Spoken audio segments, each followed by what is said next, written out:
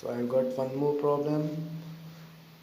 I'll write the second equation first, that is 3x minus y is equals to 3. I'll keep the x term on one side and rest everything I'll take to the other side. So 3 plus y. So here x is equals to 3 plus y whole divided by 3. So I'll substitute this whole term in first equation in place of x. So 2x plus 5y is equals to 19.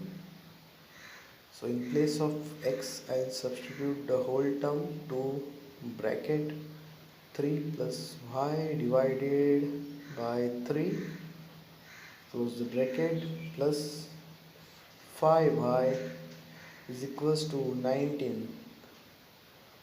So I'll substitute the 2 into the bracket, so I'll get 2 into 3, that is 6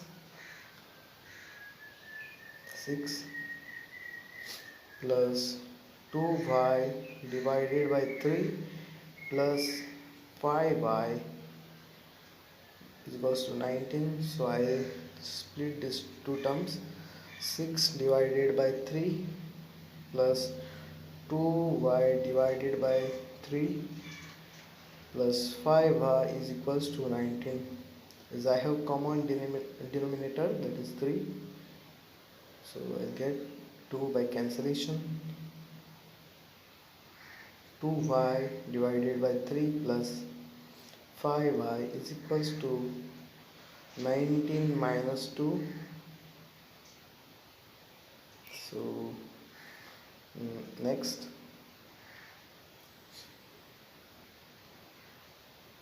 I'll do the cross multiplication.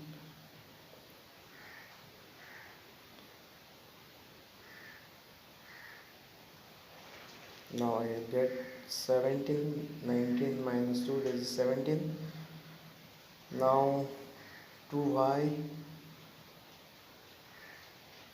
plus 15y is equals to 17y, and this 3 will multiply with 17, that is 17, 3 are 51.